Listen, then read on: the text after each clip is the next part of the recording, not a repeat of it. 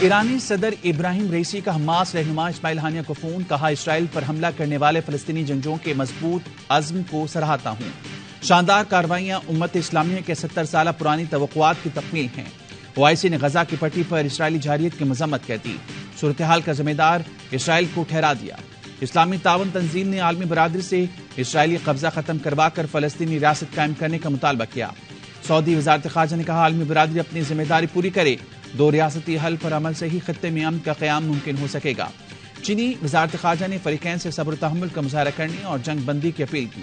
روس نے مذاکرات سے مسئلے کا پرامن حل تلاش کرنے پر زور دیا۔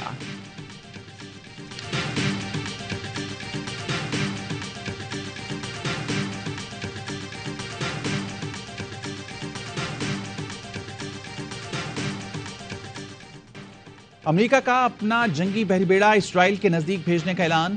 امریکی وزیر دفاع کہتے ہیں اسرائیل کی مدد کے لیے جنگی بحری بیڑے روانہ کر رہے ہیں، اسرائیل کے لوگوں کی حفاظت کریں گے۔ مقبوضہ بیت المقدس میں کشیدہ صورتحال پر اقوام متحدہ کے سیکرٹری جنرل نے کہا کہ کشیدگی میں اضافہ روکنے کے لیے تمام سفارتی کوششیں بروئے کار لائی جائیں گی۔ برطانوی وزیراعظم رشی سونک نے ٹویٹ کیا، اسرائیل کو اپنے دفاع کا حق حاصل ہے۔ یوکرین نے بھی حماس کے خلاف اسرائیل کے حملوں کی حمایت کر دی۔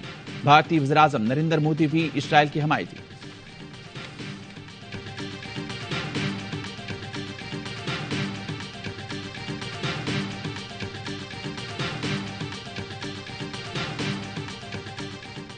پاکستان کا فلسطینیوں سے یکجہتی کا اظہار، اسرائیلی قابض فوج سے تشدد بند کرنے کا مطالبہ۔ نگراں وزیر خارجہ جلیل عباس جیلانی کہتے ہیں 1967 سے پہلے کی سرحدوں کی بنیاد پر خود مختار ریاست فلسطین کا قیام ضروری ہے۔ عالمی برادری مشرق وسطی میں دیر پا امن کے لیے فوری مداخلت کرے۔ صدر ڈاکٹر عارف الوی نے کہا اسرائیل کے غاصبانہ قبضے اور ظلم و ستم کی مذمت کے بغیر امن کی طرف پیش رفت ممکن نہیں۔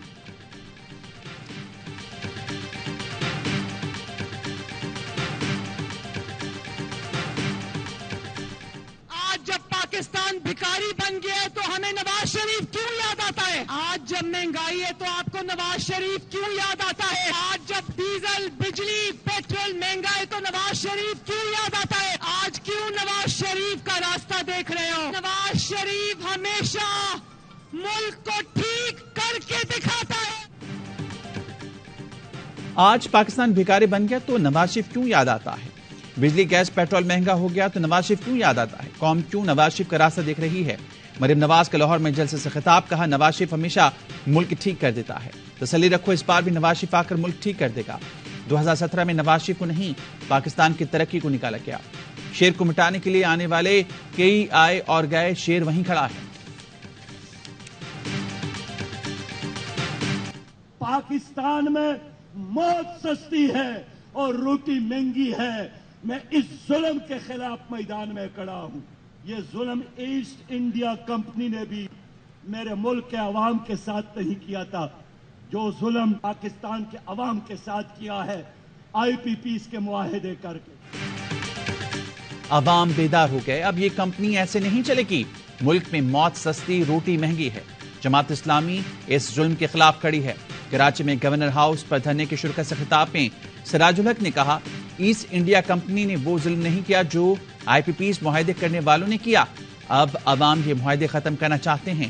فلسطینیوں کے ساتھ اظہار یکجہتی کے لیے 1 ہفتہ منانے کے بعد پھر مہنگائی کے خلاف احتجاج ہوگا۔ ہم فیصلہ کریں گے اب دھرنا گورنر ہاؤس کے باہر ہوگا یا اندر ہوگا۔ آپ کی باری ختم، اب عوام کی باری شروع ہو رہی ہے۔ حافظ نعیم الرحمان نے کہا کراچی کے حقوق پر تمام سیاسی جماعتوں نے چپ سادھ لی ہے۔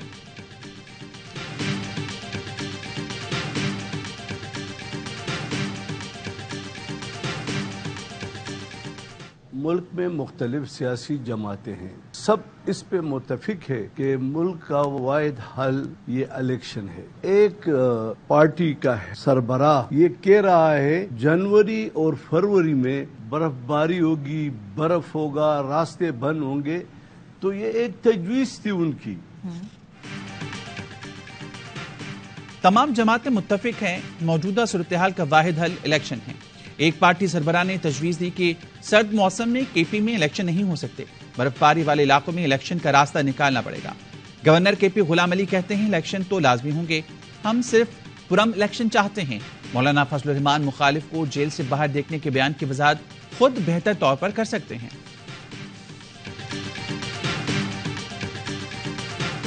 پاکستان نے 40 سال تک افغان اور غیر ملکی تارکین وطن کا بوجھ اٹھایا ہے، ان کے اہل خانہ سمیت 40 سال تک پناہ دی۔ وہ احسان فراموشی کا مظاہرہ کرتے ہوئے آج بے تکی باتیں کرتے ہیں۔ 40 سال تک افغان مہاجرین کا بوجھ برداشت کیا، جن کو پناہ دی اب وہ احسان فراموشی کر رہے ہیں۔ نگراں وزیر اطلاعات بلوچستان جانا چکزئی کہتے ہیں غیر قانونی مقیم غیر ملکیوں کو باعزت طریقے سے واپس بھیجیں گے۔ ریاستی پالیسی پر کوئی بھی دباؤ برداشت نہیں کیا جائے گا، کسی کو انتشار پھیلانے کی اجازت نہیں دیں گے۔ ایمل ولی خان کے بیان کی مذمت کرتا ہوں، اردو بولنے والوں کو تارکین وطن سے ملانا بہت غلط ہے۔ سیاسی جماعتوں کے تحفظات دور کریں گے۔ ہائی لیول پر فیصلہ کیا گیا، جو غلط کام کرے گا ان کے خلاف ایکشن ہوگا۔ آرمی چیف نے کھل کر کہا ہے جس کی شکایت آئے گی ان کے خلاف کارروائی ہوگی۔ غیر قانونی غیر ملکیوں کو دی گئی ڈیڈ لائن میں 22 دن باقی رہ گئے۔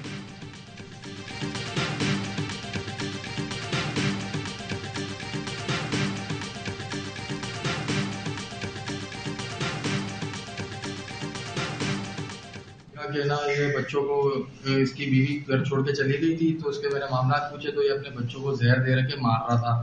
پیالے میں زہر تھا تو میں نے اس کو دھکا دے کے زہر پھینکا، پھر ایس ایچ او صاحب کو میں نے فون کیا۔ کراچی میں نشئی باپ کی 3 کمسن بیٹیوں کو مبینہ طور پر زہر دے کر مارنے کی کوشش، چیخو پکار پر مالک مکان نے پولیس بلا کر بچیوں کو بچا لیا۔ سرجانی ٹاؤن میں ظالم باپ نے پیالے میں زہر ڈال کر بیٹیوں کو پلانے کی کوشش کی، پولیس نے گھر کا دروازہ توڑ کر تینوں بچیوں کو بچا لیا۔ بچیاں ماں کے حوالے، پولیس کا کہنا ہے گرفتار شخص نشے کا عادی ہے۔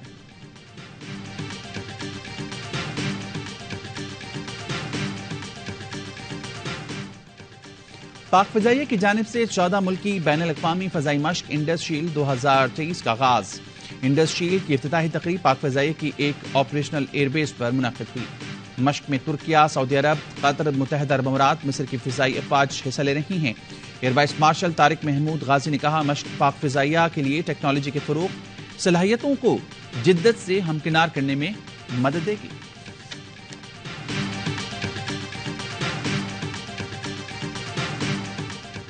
بھارت کا ورلڈ کپ کرکٹ میں کامیاب آغاز، آسٹریلیا کو 6 وکٹوں سے ہرا دیا۔ بھارت نے 200 رنز کا ہدف 4 وکٹوں پر حاصل کر لیا۔ 2 رنز پر 3 وکٹیں گرنے کے بعد وراٹ کوہلی اور کے ایل راہل کی شاندار بیٹنگ 165 رنز کی شراکت بنائی۔ کوہلی نے 85، راہل نے ناقابل شکست 97 رنز اسکور کیے۔ آسٹریلوی ٹیم پہلے بیٹنگ کرتے ہوئے 199 رنز پر ڈھیر ہوئی۔ ورلڈ کپ کے تمام میچز دیکھیے اسپورٹس پر براہ راست۔